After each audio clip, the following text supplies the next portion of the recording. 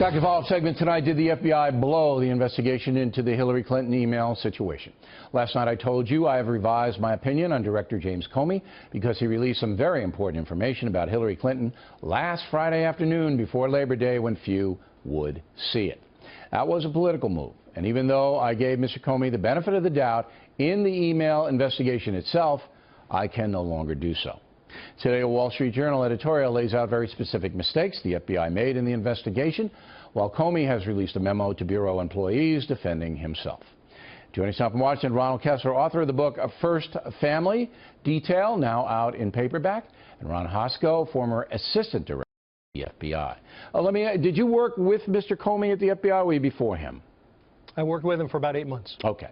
So the document released last Friday is what really turned me Comey. I think he's a patriot, but now I think he's a political player, and undue influence is being put upon him by the Obama administration.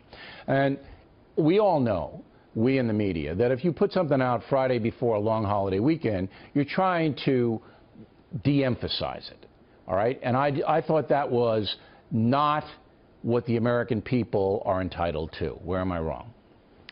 Well, I think it's a fair question, Bill, but I do think you're wrong. I believe that because of what's happened in this case, we have seen a sequence of extraordinary events to include the director's comments about the email scandal without prior notice to DOJ on the substance, the recommendation not to prosecute by the director, and an effort to be transparent that has gone from that to 4+ hours of testimony on the Hill. Yeah, but why did he put the stuff out on Friday afternoon when he knew nobody would see it? Why?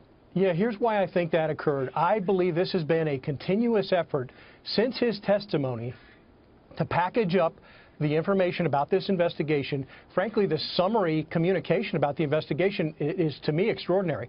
I've never seen it done before. Even though there are redacted parts, he is purging. No, he's you're not really answering my question detail about when it came out. Mr. Kessler, why don't you take a crack at it? Friday afternoon before Labor Day, everybody knows they don't want people to see it. Why do you do it? This may come as a surprise, but FBI agents are human beings, and like the rest of us, we like to finish our work by the end of the week before a long holiday weekend. Come on. And you know, he could put it out Thursday. The FBI is a discipline bureau. He could have said to his guys, "I needed Thursday. I needed Thursday afternoon too." That would have been manipulation to influence public opinion. He put it out when it was ready. How do you know that? How do you know he put it out? How do you know he didn't hold it back? Just know, human nature is such that so you're citing human nature before the weekend. And so they'll speed up or they'll put more effort in to get something out before the weekend. Mr. Kessler, I've read your books. Pretty sophisticated guy. That answer is not sophisticated. Nobody's buying it. Okay, everybody knows that this dump on Friday afternoon was a planned dump so people would not write about it and talk about it over the weekend, and the media was all on the beach. All right, let's get into the Wall Street Journal today. Their big point, Mr. Hosko, is that Hillary Clinton was interviewed at the end of the investigation in a very brief manner when she should have been interviewed in the beginning. And as a former FBI agent, that's the way it's usually done.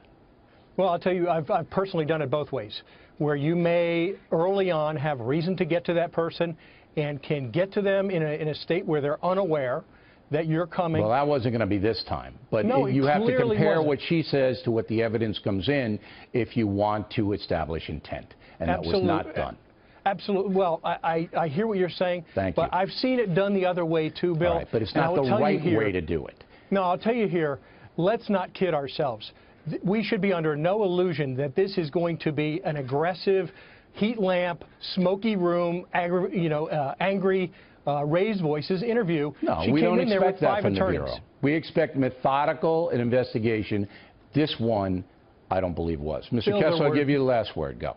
Well, it was methodical in the sense that, of course, they wanted to gather all the evidence before they confronted her. That is normally the way it's done. But they can do two. In this kind of investigation. They can get her on the record up top, then they can compare the evidence they accumulate, and then bring her back to confront her with it. You know that.